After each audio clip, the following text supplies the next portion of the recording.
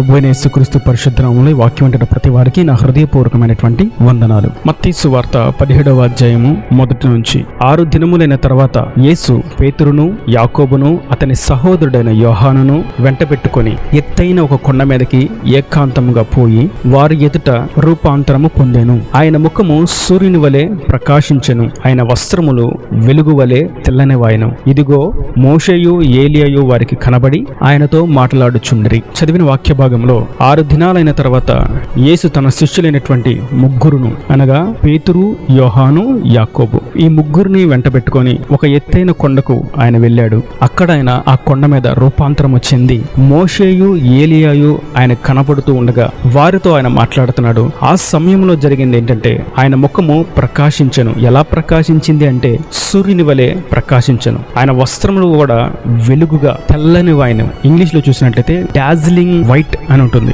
అంటే తలతల మెరిసిపోతూ మెరియుచూ ఉన్నటువంటి ఇక్కడ ఈ సన్నివేశాన్ని మనం చదువుతూ ఉండగా అనేకమైనటువంటి వాక్యాలు మనం వినొచ్చు. కానీ ఈ సందర్భంలో నేటి దినాన ప్రభు ఈ వాక్యం ద్వారా మనకు తెలియజేస్తుంది ఏంటంటే రూపాంతరము, ప్రకాశము, వెలుగు. లోకంలో మనం అనేక చోట్ల చూస్తూ ఉంటాం. చాలా చోట్ల ప్రపంచం అంతటా ఒక ప్రత్యేకమైనటువంటి బడిలో కొనసాగుతూ ఉంది. ఏమనంటే నేను అందంగా ఉండాలి, నేను అందరికంటే అందంగా కనిపించాలి, నేను తెల్లగా ఉండాలి, నా ఐబ్రోస్ కనిపించాలి, నా మొహం మీద మచ్చలు ఉండకూడదు, నాకు జుట్టు ఎక్కువ ఉండాలి, నాకు బట్టతల ఉండకూడదు, నాకు జుట్టు రాలకూడదు, నా వస్త్రాలు బాగా కాస్ట్లీగా ఉండాలి, నేను హుందాగా కనిపించాలి, అందరికంటే నేనే ప్రత్యేకంగా ఉండాలి అని కోరుకుంటూ ఆ బడిలో పాఠాలు కొనసాగిస్తూ ఉంటారు. దాని కొరకు బ్యూటీ పార్లర్లు, కాస్మెటిక్స్, చాలా రకాలైనటువంటి ఔషధాలు కూడా ఉన్నాయి. అయితే వాక్యం మనకేం సెలవిస్తుంది? ఒక మనిషి యొక్క ముఖం అందంగా మార్చబడాలి అంటే, ప్రకాశించాలి అంటే, వెలుగుగా ఉండాలి అంటే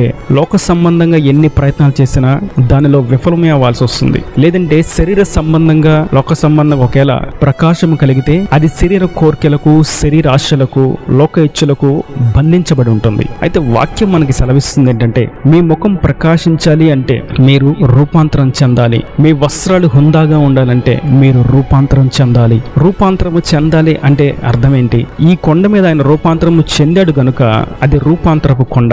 ఈ కొండ ఇంచుమించుగా 1889 అడుగులు ఎత్తుగా ఉన్నటువంటి కొండ, బాగా ఎత్తైనటువంటి కొండ. వాక్యంలో కూడా వ్రాయబడిన మాట ఏంటంటే ఎత్తైన కొండ. అక్కడ మనం గమనించాల్సింది విషయం ఏంటంటే మరి ముఖ్యంగా ఆయనకు మోషేయు, ఏలియాయు కనిపించారు. మోషే, ఏలియాని ఎందుకు ఆయన కనిపించారు? హానోకు ఉన్నాడు, నోవాహు ఉన్నాడు, అబ్రహాం ఉన్నాడు, చాలా మంది ఉన్నారు పాత నిబంధనలో. కానీ ప్రత్యేకంగా మోషే మరియు ఏలియా వీరిద్దరు ఎందుకు కనిపించారు? వారిలో మనం నేర్చుకోవాల్సినటువంటి పాఠం ఏంటి? ప్రభు నేటి దినాన్ని మనకు తెలియజేస్తుంది ఏంటంటే మీ ముఖం ప్రకాశించాలన్నా, మీ వస్త్రములు తెల్లగా మార్చబడాలన్నా, మీరు హుందాగా ఉండాలన్నా, నలుగురిలో మీ వెలుగు ప్రకాశించాలన్నా మీరు చేయవలసింది మోషే, ఏలియా మీరు సంభాషణ చేయాలి. మోషే దగ్గరికి, ఏలియా దగ్గరికి మీరు వెళ్ళాలి. అనగా మోషే దేనికి సాదృశ్యంగా ఉన్నాడంటే ధర్మశాస్త్రానికి సాదృశ్యంగా ఉన్నాడు. ఏలియా ధర్మశాస్త్రానికి సాదృశ్యంగా ఉన్నాడు. మరియు ఒక ప్రత్యేకమైనటువంటి స్థానాన్ని మోషే కలిగి ఉన్నాడు. బైబిల్ మొత్తం మీద పాత నిబంధన గాని, క్రొత్త నిబంధన గాని మోషే యొక్క స్థానం ప్రత్యేకమైనటువంటి స్థానం. వాక్యానుసారం ధర్మశాస్త్రాన్ని రాసినవాడు, దేవుని ముఖాముఖిగా దర్శనాన్ని చూసినవాడు. సో మోషేకు ఒక ప్రత్యేకమైనటువంటి స్థానం ఉంది. ఏలియా ప్రవక్తలలోనే ఓ ప్రత్యేకమైనటువంటి ప్రవక్త, రోషం కలిగినటువంటి ప్రవక్త, మరణాన్ని రుచి చూడకుండా దేవుని ఎదుగు కొనుపబడినటువంటి ప్రవక్త. సో మోషే ధర్మశాస్త్రానికి, ఏలియా ప్రవక్తలకు ఓ ప్రత్యేకమైనటువంటి కోణాల్లో వారు సాదృశ్యంగా ఉన్నారు. ఇప్పుడు మోషేని కలవాలి, ఏలియాని కలవాలి అంటే దాని ఉద్దేశం మోషే మా దగ్గర రావాలి, అయ్యా మోషే మా దగ్గర రండి, ఏలియా నా దగ్గర రండి, నేను మీతో మాట్లాడాలి అని మనం ప్రార్థించడం కాదు. కానీ దానిలో ఉన్నటువంటి అర్థం మోషే ద్వారా రాయించబడినటువంటి దేవుని ధర్మశాస్త్రాన్ని మనం ఎప్పుడు ధ్యానిస్తూ ఉండాలి. 2, ఏలియా దగ్గరికి వెళ్ళడం, ఏలియా నాతో మాట్లాడాలి అని అనుకోవడం కాదు. కానీ ఏలియా సేవకునికి, ప్రవక్తలకు సాదృశ్యంగా ఉండగా సేవకులతో సహవాసం కలిగి ఉండాలి. ఒక క్రైస్తవుడు ప్రతి నిత్యము కూడా వాక్య ధ్యానములో ఖచ్చితంగా ఉండాలి. 2, సేవకునితో సహవాసం కలిగి ఉండాలి. ప్రతి ఒక్క విషయంలో దేవుని చిత్తానుసారంగా ఒక నాయకుడి ద్వారా దేవుని చిత్తాన్ని గ్రహిస్తూ ముందుకు సాగుతూ ఉండాలి. సేవకులు నిజమైనటువంటి దేవుని అభిషేక్తులు వారికి ఏది మేలో, సంఘంలో ఉన్నటువంటి విశ్వాసులకు ఏది కొరతగా ఉందో, ఏది కావాలో, దేవుని చిత్తం ఏంటో దాన్ని స్పష్టంగా వివరించగలడు. ఎందుకంటే అది ఏలియా స్వభావం. దేవుని చిత్తాన్ని స్పష్టంగా ఉన్నది ఉన్నట్టు చెప్పగలడు. చెప్పగలగడం. అది వారు తిట్టినా, వారికి నచ్చినా, వారికి నచ్చకపోయినా, వారు దాన్ని అనుసరించినా అనుసరించకపోయినా దేవుడు చెప్పిన మాటలను స్పష్టంగా చెప్పడం ఏలియా వంటి ప్రవక్తల సేవకుల స్వభావం. కాబట్టి మనం ప్రతిరోజు ధర్మశాస్త్రాన్ని, వాక్యాన్ని ధ్యానించాలి. వాక్యం యుద్ధకు మనం రావాలి, వాక్యపు వెలుగులోకి రావాలి. అందుకే కీర్తన గ్రంథంలో మనం చూస్తాం, నీ వాక్యము నా పాదములకు దీపము. అది పాదములకు మాత్రమే దీపము కాదు గాని అది మనల్ని వెలిగించేటువంటి దివ్య జ్యోతి. అది మనల్ని వెలిగిస్తుంది, మన చీకటి బ్రతుకును వెలుగుగా మారుస్తుంది. మనం ఎటువంటి సందర్భంలో, ఏ దుఃఖంలో, బాధల, వేదనలో ఉన్నా వాక్యం యుద్ధకు రాగానే వాక్యాన్ని తీసి చదువుతున్నప్పుడు వాక్యం మనల్ని దర్శిస్తుంది, వాక్యం మనల్ని ఆదరిస్తుంది, వాక్యం మనల్ని సందర్శిస్తుంది, వాక్యం మనల్ని పురుకొల్పుతుంది, వాక్యం మనల్ని ఉజ్జింపచేస్తుంది. వాక్యం మనకి నిరాశలో నుండి, నిరుత్సాహంలో నుండి ఒక నిరీక్షణను కలుగు చేస్తుంది. కాబట్టి వాక్యం యొద్దకు మనం వెళ్తే మన ముఖం ప్రకాశిస్తుంది. అనేకులు చీకట్లో ఉన్న వారికి, అనేకులు వ్యతిరేకస్తులకు, అనేకులు అన్యజనులకు మనం దేవుని వెలుగును పంచగలిగిన వారమై ఉంటాం. ఒక దీపం వెలిగి ఉంటే గాని అది ఇంకొక దీపాన్ని,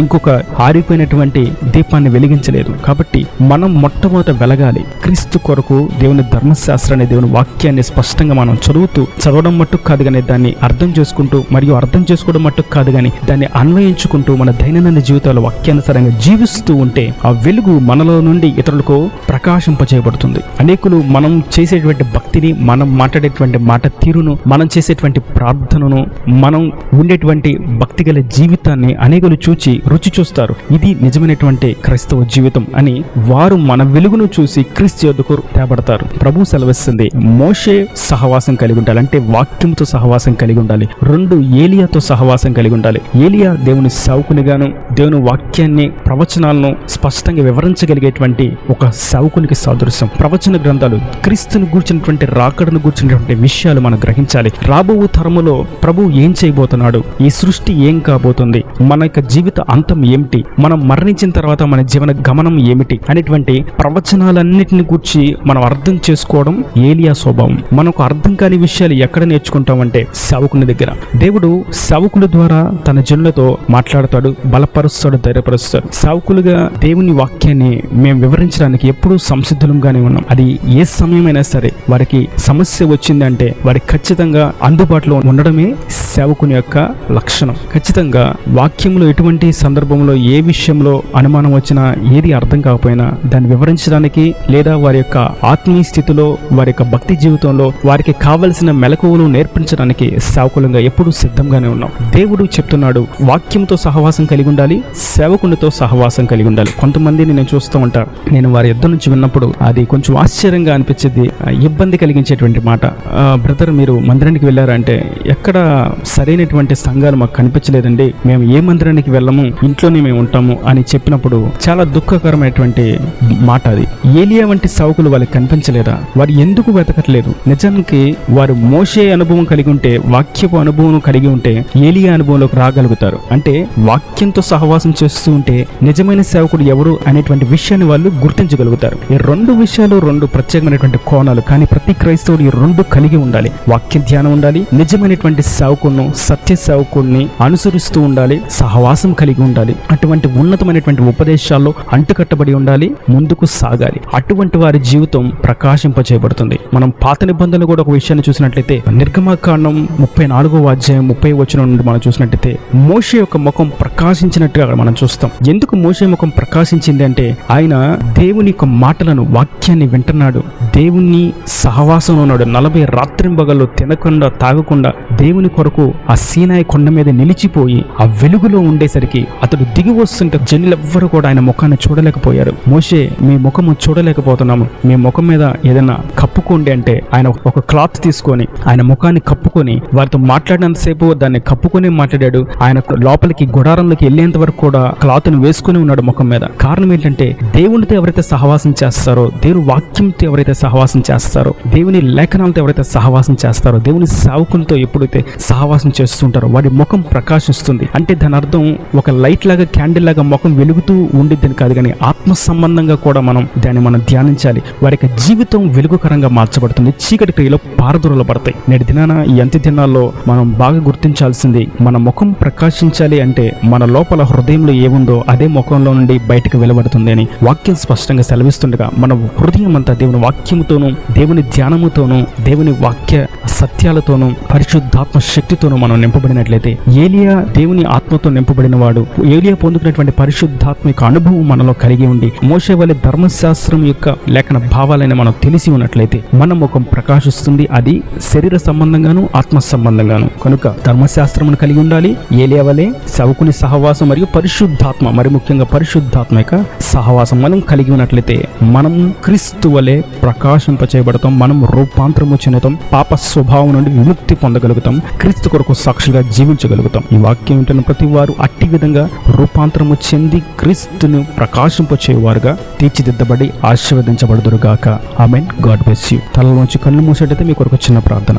ప్రేమ స్వరూపి కరుణ కటాక్షం గల తండ్రి, నా ప్రభువా, ఇప్పటివరకు నీ కృపలో భద్రపరిచారు తండ్రి. నేడు వాక్య ధ్యానంలో ప్రత్యేక రీతిలో మాతో మాట్లాడారు తండ్రి. అయ్యా, మోషే ఏలియాలు మీకు కొండ మీద కనిపించినప్పుడు మీరు రూపాంతరము చెందరని, మీరు రూపాంతరం చెందడంలో ఉన్నటువంటి విషయం, ఒక చిన్న విషయాన్ని మాకు గుర్తు చేసి మాకు బోధించినందుకు, ఈ క్లుప్త సందేశాల ద్వారా మీరు మాకు అయ్యా బోధిస్తున్నందుకు నీకు వందనాలు తండ్రి. అయ్యా, మోషే అనగా అయ్యా ధర్మశాస్త్రంతో మేము సహవాసం చేయాలని, లేఖనాలతో సహవాసం చేయాలని, మరియు ఏలియా అనగా సేవకునితోనూ పరిశుద్ధాత్మక నింపుదలతో పరిశుద్ధాత్మక సహవాసం కలిగి ఉండాలని మాకు బోధించినందుకు నీకు వందనాలు. అట్టి విధంగా వాక్యం ఉన్న ప్రతి ఒక్క బిడ్డను మీరు ఆశీర్వదించండి, దీవించండి. వాక్యాన్ని చదివిన తర్వాత వారు దినం కొనసాగే విధంగా ప్రార్థన చేసి దినమును ప్రారంభించినట్లుగా, పరిశుద్ధాత్మతో నింపబడి ప్రార్థించినట్లుగా, సేవకులతో సహవాసం కలిగి జీవించినట్లుగా వారిని ఆశీర్వదించి దీవించండి. మంచి సత్వ కలిగినటువంటి సంఘంలో స్థిరపరిచి దినదినము వారిని వర్ధలింపచేసి వారి దినదినము నీ కొరకు ప్రకాశించువారుగా, ప్రజ్వరిల్లినట్లుగా, తేజరిల్లింప చేయబడినట్లుగా దీవించి ఆశీర్వదించమని, ప్రతి అవసరం అక్కర్ని మహిమలు తీర్చి వారిని దీవించి మీరు అక్కడ రాజ్యానికి సిద్ధపరచమని పరిశుద్ధనాన్ని ప్రార్థించి వేడుకొని పొందుకునే నామ తండ్రి. ఆమేన్. ఆమేన్.